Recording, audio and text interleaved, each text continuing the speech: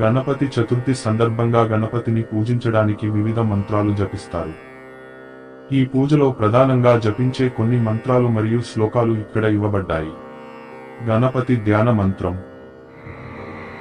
శుక్లాంబరధరం విష్ణుం శశివర్ణం చతుర్భుజం ప్రసన్నవదనం ధ్యాయేత్ సర్వవిఘ్నోపశాంతయే. గణపతి మంత్రం. ఓం గణానాం త్వా గణపతిం హవామహే కవిం కవీనాముపమశ్రవస్తమం జ్యేష్ఠరాజం బ్రహ్మణాం బ్రహ్మణస్పత నశృణ్వన్నోతిభిః సీద సాధనం. ఓం మహాగణపతయే నమః. గణేశ పంచరత్నం.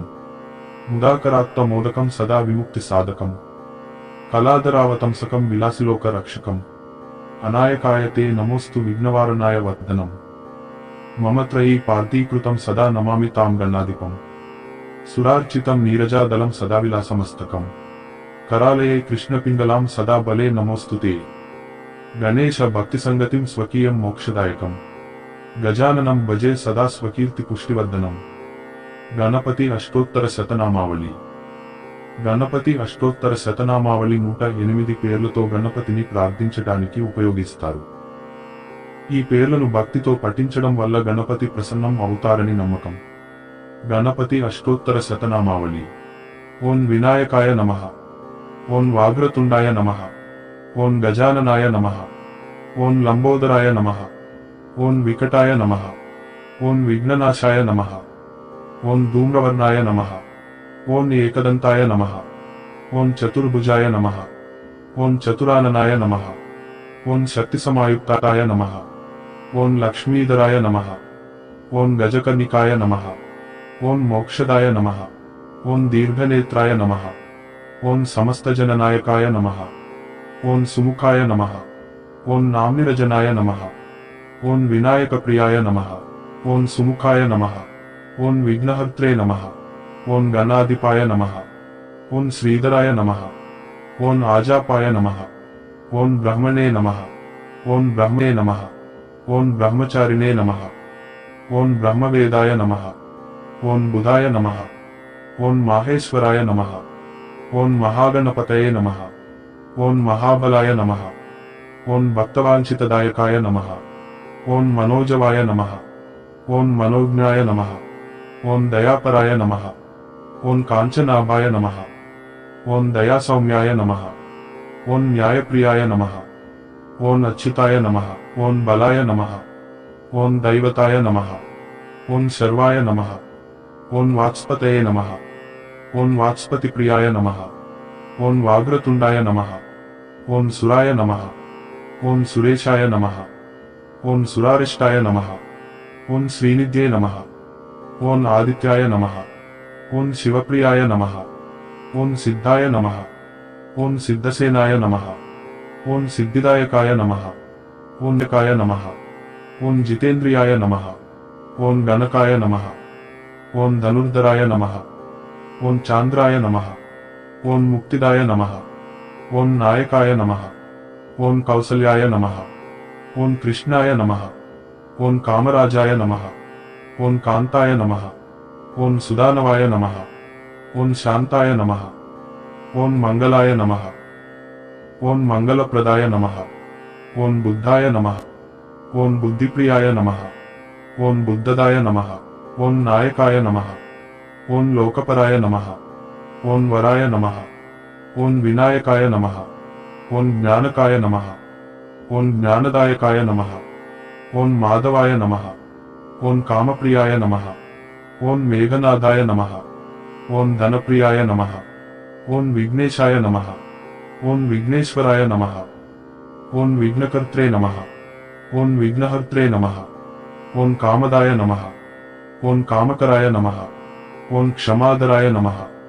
ఓం క్షమాయ నమః. ఓం దయాపరాయ నమః. ఓం వినాయకాయ నమః. ఓం వరాయ నమః. ఓం మహావరాయ నమః. ఓం మంగళాయ నమః. ఓం మంగళప్రదాయ నమః. ఓం వటవృక్షాయ నమః. ఓం గణేశాయ నమః. ఓం గణేశ్వరాయ నమః. ఓం గజకర్ణాయ నమః. గజాననాయ నమః. ఓం గజధ్వజాయ నమః. ఓం గజాననాయ నమః. ఓం గజకర్ణాయ నమః. ఓం గజకేశాయ నమః. ఓం గజవాహనాయ నమః. ఓం గజకేశాయ నమః. ఓం గజవాహనాయ నమః. ఓం గజననాయ నమః. గణపతి పూజలో అర్ఘ్యం అందించడం ఒక ముఖ్యమైన సంస్కారం. అర్ఘ్యం అంటే గణపతికి పూజలో నీరు లేదా ఇతర ద్రవాలు సమర్పించడం. ఈ సమయంలో వివిధ మంత్రాలను పఠించి గణపతికి అర్ఘ్యం సమర్పించడం వలన ఆయన ఆశీర్వాదం పొందవచ్చు. గణపతి అర్ఘ్యం మంత్రం. ఓం గణేశాయ నమః. ఓం అర్ఘ్యం సమర్పయామి. మరొక మంత్రం.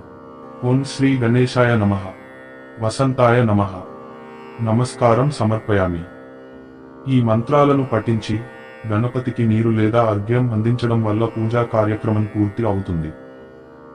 మీరు చేసే పూజా సమయంలో ఈ మంత్రాలను శ్రద్ధగా పఠించాలి. గణపతి పూజలో పుష్పాంజలి అనేది పూలను గణపతికి సమర్పించే ప్రక్రియ. పుష్పాంజలి మంత్రం పూజ సమయంలో పూలను సమర్పించే క్రమంలో పలికించవచ్చు. గణపతి పుష్పాంజలి మంత్రం. ఓం గణపతయే నమః. శిరస్సనం పుష్పాన్ని సమర్పయామి. ఓం గణపతియే నమః. పుష్పం నమస్కారంతో సమర్పిస్తాను. ఈ మంత్రం సహితంగా పుష్పాలను గణపతి విగ్రహానికి సమర్పించడం ద్వారా పూజ ఫలితాలు మరింత నిఖార్సైనవి అవుతాయి. పుష్పాంజలి విధానం. పుష్పాలు సిద్ధం చేసుకోవాలి. పూల మాల లేదా పూలను చేతిలో ఉంచుకోవాలి. మంత్రం పఠించండి. ఓం గణపతయే నమః. శిరస్సనం పుష్పాన్ని సమర్పయామి మంత్రంను పఠించండి. పుష్పం సమర్పించండి. మంత్రాన్ని పఠిస్తూ పుష్పాలను గణపతి విగ్రహం ముందు సమర్పించండి. ఈ విధంగా పుష్పాంజలితో గణపతిని స్మరించి పూజ చేయడం ద్వారా మీ భక్తి మరియు పూజా ఫలితాలు పెరిగే అవకాశం ఉంది. గణపతి అష్టకం. నమామి విఘ్నరాజం గురుం శివతనుజం గౌరీమణేశతుండం విపదామపహర్తారం దాతారం సర్వసంపదాం. గణపతి అష్టకం. వగ్ననాశన స్తోత్రం. ఆతనుజ్ఞా ప్రియై గణేశ విష్ణుప్రియయు ఆయన పాదాభిజ్ఞానరంతృప్తి సకల శ్రేయస్కర కృత్య శ్రీ గణేశ ఇష్టాచరితం. ఓం శుక్లాంబరధరం విష్ణుం శశివర్ణం చతుర్భుజం ప్రసన్నవదనం ధ్యాయేత్ సర్వవిఘ్నోపశాంతయే. అష్టక్షరం. ఓం గణపతయే నమః. అష్టక్షర మహిమాన. ఓం వినాయకాయ నమః. సర్వవిధన శాంతికరమ. ఓం క్షమాపణాం కీర్తయామి. పుష్ప బ్రాహ్మణ మహిమాన. ఓం సరసిజాదలయ కాశ్యమ నైవేద్యమ ప్రణమి. ఆధార ప్రధాన కార్యజ్ఞానం. ఓం మహదేవా సర్వతు మాంగళయకారిణే నమః. పార్వతి కుమార పుష్టి. ఓం అనవసర వర్ధనయ నిదానమయ సర్వసిద్ధి. ఈ అష్టకం గణపతిని స్తుతించి అతని ఆశీర్వాదాలను పొందడానికి ఉపయోగిస్తారు. పూజ సమయంలో శ్రద్ధతో మరియు భక్తితో ఈ అష్టకం పఠించడం ద్వారా గణపతి మహాత్మ్యం, అనుగ్రహం లభిస్తుంది. గణపతి కథలు ఎంతో ప్రసిద్ధి పొందాయి. వాటిలో ప్రముఖమైన కొన్ని కథలు ఇక్కడ అందించాను.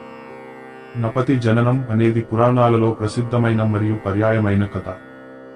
గణపతి యొక్క జననం పలు పురాణాల్లో వివిధ రకాలుగా చెప్పబడింది. వాటిలో కొన్ని ప్రధాన కథలు ఇక్కడ ఉన్నాయి. గణపతి జననం ప్రధాన కథలు. పార్వతీదేవి ఒకసారి గంగానదిలో స్నానం చేసి తన శరీరంలోని పసుపుతో ఒక అద్భుతమైన బాలుడి విగ్రహాన్ని తయారు చేసింది. ఆ విగ్రహానికి ప్రాణం పోసి తన కొడుకుగా భావించింది. ఆ బాలుడు చాలా తెలివైనవాడు మరియు అందంగా ఉండేవాడు. పార్వతీదేవి ఆ బాలుడికి గణపతి అని పేరు పెట్టింది. శివుడు తన ఆశ్రమం చేరుకున్నప్పుడు తలుపు వద్ద ఒక అపరిచితుడు నిలబడి ఉన్నాడు. శివుడు ఆ అపరిచితుడు ఎవరో తెలుసుకోవడానికి ప్రయత్నించాడు. కాని గణపతి శివుడిని లోపలికి రానివ్వలేదు. దీంతో కోపగించిన శివుడు తన త్రిశూలంతో గణపతి తలను నరికివేశాడు. పార్వతీదేవి తన కొడుకు మరణించిన విషయానికి తెలుసుకుని బాధపడింది. ఆమె శివుడిని తీవ్రంగా నిందించింది. శివుడు తన తప్పును గ్రహించి బ్రహ్మాదేవుని పిలిచి భూమి మీద తిరుగుతున్న మొదటి ఏనుగు తలను తెచ్చి గణపతి శరీరానికి జోడించమని కోరాడు. బ్రహ్మాదేవుడు శివుడి ఆజ్ఞను పాటిస్తూ అడవిలో తిరుగుతున్న మొదటి ఏనుగు తలను తెచ్చి గణపతి శరీరానికి జోడించమని కోరాడు. బ్రహ్మాదేవుడు శివుడి ఆజ్ఞను పాటిస్తూ అడవిలో తిరుగుతున్న మొదటి ఏనుగు తలను తెచ్చి గణపతి శరీరానికి జోడించాడు. అలా జన్మించిన బాలుడు గణపతి. గణపతికి ఏనుగు తల ఎందుకు వచ్చింది? శివుడి కోపం. శివుడు కోపంతో ఉన్న సమయంలో తన గణాలు తెచ్చిన మొదటి ఏనుగు తలని జోడించాడు. విశ్వరూపం. ఏనుగు శక్తి, బలం మరియు జ్ఞానానికి ప్రతీక. గణపతికి ఏనుగు తల వచ్చడం ద్వారా ఈ గుణాలు అతనికి లభించాయి. అడ్డంకుల నిర్మూలన. ఏనుగు తల గణపతిని అడ్డంకులను తొలగించే శక్తిని ఇచ్చింది. అందుకే అతన్ని విఘ్నేశ్వరుడు అని కూడా అంటారు. గణపతి విశేషాలు. విఘ్నేశ్వరుడు అడ్డంకులను నిర్మూలించేవాడు. బుద్ధి, జ్ఞానం, అత్యంత తెలివైనవాడు, జ్ఞాన సంపన్నుడు. కళలు, కళలకు అధిపతి. సమృద్ధి, సమృద్ధిని ప్రసాదించేవాడు. వినాయక చవితి. గణపతి జన్మదినాన్ని వినాయక చవితిగా జరుపుకుంటారు. ఈ రోజున గణపతి విగ్రహాలను స్థాపించి 10 రోజుల పాటు పూజలు చేస్తారు. చివరి రోజున విగ్రహాలను నీటిలో నిమజ్జనం చేస్తారు. గణపతిని ప్రార్థించడం ద్వారా మనకు లభించే ప్రయోజనాలు. అడ్డంకులు తొలగిపోతాయి. జ్ఞానం, బుద్ధి వృద్ధి చెందుతాయి. కళలు అభివృద్ధి చెందుతాయి.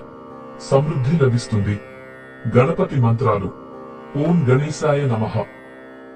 ఓం తత్సత్ శ్రీ గణేశాయ నమః. ఓం గం గణపతయే నమః. వినాయకుడు మరియు చంద్రమౌళి. చంద్రుడు గణపతిని చూసి నవ్వడం వల్ల గణపతి కోపంతో చంద్రమును శపించాడు. ఇది చంద్రము తలుపై సంచలనం కలిగించింది. దాంతో చంద్రుడు పశ్చాత్తాపంతో గణపతి ప్రార్థించాడు. గణపతి చంద్రమును క్షమించి అతనికి మరింత శాంతి ఇచ్చారు. ముషిక వాహనుడు. గణపతి యొక్క వాహనం ముషికం. ఎలా అయినా ఒక కథ ఉంది. ఒక రాక్షసుని ఓడించిన తర్వాత ఆ రాక్షసుని ముషికగా మారించారు. ఈ ముషిక గణపతికి వాహనం అయింది. గణపతి జ్ఞాపకం. గణపతి దేవత లాంటి వ్యక్తి. పూజకులు, భక్తులు మరియు ప్రతిష్టలలో విశేష స్థానం కలిగి ఉంటారు. ఇతని జననం కథలు భక్తిని మరియు భక్తుల ప్రగతికి ఉపకరించడానికి ప్రాచుర్యాన్ని పొందాయి. వ్రతం అనేది చంద్రమణి పూజతో సంబంధం ఉన్న ఒక ప్రత్యేక వ్రతం. ఇది గణపతి పూజలో ముఖ్యమైనది మరియు పూజ సమయంలో చంద్రుణ్ణి చూడకూడదనే ఆచారం పాటించబడుతుంది. ఇది ముఖ్యంగా గణపతి చతుర్థి రోజున సూచించబడుతుంది. మూనక వ్రతం. పరంపర మరియు ప్రాముఖ్యత. మూనక వ్రతం యొక్క మూలం చంద్రమణి. గణపతి పూజలో మొదటిసారిగా ఉపాసన ప్రాముఖ్యతనేది. చంద్రమణిని చూడడం వల్ల అవశ్యమైన నష్టాలు రాకుండా ఉండాలనే విశ్వాసంతో పాటు అనేక పురాణాల్లో ప్రస్తావించబడింది. ఈ వ్రతం గణపతి చతుర్థి రోజున లేదా పండగ రోజున జరుపుతారు. వ్రతం నియమాలు. చంద్రుణ్ణి చూడకూడదు. గణపతి పూజ సమయంలో, ప్రత్యేకంగా గణపతి చతుర్థి రోజున చంద్రుణ్ణి చూడకూడదు. చంద్రమణి గణపతి పూజను గణపతి ఆశీర్వాదం కోసం ఇది జరుగుతుంది. పూజా విధానం. గణపతి పూజ మొదట చేయాలి, తర్వాత నైవేద్యం సమర్పించాలి. చంద్రమణిని పూజ మరియు దానికి సంబంధించి స్తోత్రాలు చదవడం లేదా పఠించడం, లేకపోతే నైవేద్యం పంచదారను ఇచ్చి పూజ ముగించడం జరుగుతుంది. చంద్రదర్పణం. మూనక వ్రతం రోజున చంద్రుణ్ణి చూడకపోవడం ద్వారా మనశ్శాంతి, జయాలు కలుగుతాయి. ఈ వ్రతం గణపతి పూజకు పూర్తి భక్తితో నిర్వహించబడుతుంది. మూనక వ్రతం చేర్చిన స్తోత్రం. ఓం గణేశాయ నమః. ఓం సర్వవిఘ్ననాశకాయ నమః. ఓం పూజ్యాయ నమః. ఓం మంగళదాయకాయ నమః. ఈ విధంగా మూనక వ్రతాన్ని పాటించడం ద్వారా గణపతి అనుగ్రహం పొందడం సాధ్యం. గణపతి మరియు కార్తికేయుడు. శివుడు మరియు పార్వతీదేవి తమ ఇద్దరు పిల్లలు గణపతి మరియు కార్తికేయుని పిలిచి, ప్రపంచం చుట్టూ వస్తే నోబులు, పువ్వులు బహుమతిగా ఇస్తామని చెప్పారు. కార్తికేయుడు తన వాహనం మయూరంపై వేగంగా ప్రయాణం చేశాడు. కానీ గణపతి తన వాహనం మోషానికి బద్ధకంగా ఉందని అనిపించి తల్లిదండ్రుల చుట్టూ 3 సార్లు తిరిగాడు. తల్లిదండ్రులు తనకు సర్వస్వము అని, వాళ్ల చుట్టూ తిరగడం ప్రపంచం చుట్టూ తిరిగినట్టు అని చెప్పి గణపతి నోబులు గెలుచుకున్నాడు. మూనక వ్రతం అనేది చంద్రమణి పూజతో సంబంధం ఉన్న ఒక ప్రత్యేక వ్రతం. ఇది గణపతి పూజలో ముఖ్యమైనది మరియు పూజ సమయంలో చంద్రుణ్ణి చూడకూడదనే ఆచారం పాటించబడుతుంది. ఇది ముఖ్యంగా గణపతి చతుర్థి రోజున సూచించబడుతుంది. మూషిక వాహనం కథ అనేది గణపతి పురాణాలలో ఒక ప్రముఖమైన కథ. ఈ కథ గణపతి యొక్క వాహనంగా మూషికం ఏర్పడిందో వివరిస్తుంది. మూషిక వాహనం కథ. కథ ప్రారంభం. ఒకసారి త్రిపుర అనే ప్రాంతంలో ఒక మూషికాసురుని కథ అనేది గణపతి పురాణాల్లోని ఒక ప్రధాన కథ. ఈ కథ గణపతి యొక్క బుద్ధి, ధైర్యం మరియు కరుణను ప్రతిబింబిస్తుంది. ఇక్కడ పూర్తి కథ ఉంది. మూషికాసురుని కథ. మూషికాసురుని పుట్టుక. ఒకప్పుడు కశ్యప మహర్షి మరియు దీతి నుండి జన్మించిన రాక్షసుడు కాళి అనే పేరు కలిగి ఉండేవాడు. అతను గర్వవంతుడు, శక్తివంతుడు మరియు అనేక దుష్టచర్యలను చేసేవాడుగా పేరుగాంచాడు.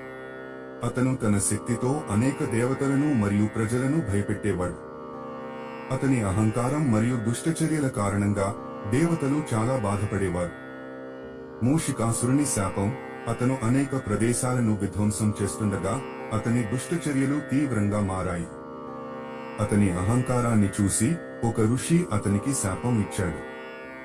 ఆ శాపం కారణంగా అతను మూషికంగా మారిపోయాడు. మూషికంగా మారిన కూడా అతని దుష్టచర్యలు తగ్గలేదు. అతను మరింత విధ్వంసక చర్యలతో ప్రజలను భయపెట్టసాగాడు. గణపతితో మూషికాసురుని సవాలు. ఒకరోజు మూషికాసురుడు తన శక్తిని ఉపయోగించి ఒక ఆశ్రమాన్ని విధ్వంసం చేశాడు. ఆ ఆశ్రమంలో ఉన్న ఋషులు గణపతిని ప్రార్థించారు. గణపతి ఋషుల ప్రార్థనలకు స్పందించి ఆ ప్రదేశానికి వచ్చాడు. అతను తన బుద్ధి, ధైర్యంతో మూషికాసురుని ఎదుర్కొన్నాడు. మూషికాసురుని శిక్ష. గణపతి తన మాయాశక్తిని ఉపయోగించి మూషికాసురుని శక్తిని తగ్గించాడు. మూషికాసురుడు గణపతిని చూడగానే అతని దుష్టచర్యలకు పశ్చాత్తాపం కలిగింది. మూషికాసురుడు గణపతిని క్షమాపణలు కోరాడు మరియు తన దుష్టచర్యలను మానిపోతానని చెప్పాడు. వాహనంగా మారడం. గణపతి మూషికాసురుని కరుణించి అతనిని తన వాహనంగా మార్చాడు. మూషికాసురుడు గణపతికి సేవ చేసే అవకాశం దొరకడంతో తాను తప్పుడు మార్గాన్ని వదిలి మంచి మార్గంలో నడవటం మొదలుపెట్టాడు. గణపతి మరియు మూషికం. గణపతి మూషికాన్ని తన వాహనంగా ఎంచుకుని అనేక కార్యాలను నిర్వహించేవాడు. ఈ విధంగా మూషికం గణపతి పూజలో ఒక ముఖ్యమైన పాత్రను పోషిస్తుంది. ఈ కథ ద్వారా గణపతి తన బుద్ధి, ధైర్యం మరియు కరుణను ఉపయోగించి రచుడిని మంచి మార్గంలో నడిపించడంలో విజయవంతమయ్యాడు. కథ యొక్క పాఠం: బుద్ధి మరియు ధైర్యం. గణపతి తన బుద్ధి, ధైర్యం మరియు శక్తితో మూషికాసురుని శిక్షించి అతనిని మంచి మార్గంలో నడిపించడం ద్వారా సత్యం మరియు ధర్మాన్ని ప్రతిపాదించాడు. కరుణ మరియు పరివర్తన. ఈ కథ కరుణ మరియు పరివర్తన యొక్క ప్రాముఖ్యతను మరియు దుష్టచర్యలను వదిలి మంచి మార్గంలో నడిచే మార్గాన్ని సూచిస్తుంది. కరుణ మరియు పరివర్తన. ఈ కథ కరుణ మరియు పరివర్తన యొక్క ప్రాముఖ్యతను మరియు దుష్టచర్యలను వదిలి మంచి మార్గంలో నడిచే మార్గాన్ని సూచిస్తుంది. మూషికాసురుని కథ గణపతి యొక్క బుద్ధి, ధైర్యం మరియు కరుణను ప్రతిబింబిస్తూ ప్రతి ఒక్కరికి జీవన పాఠాలను అందిస్తుంది.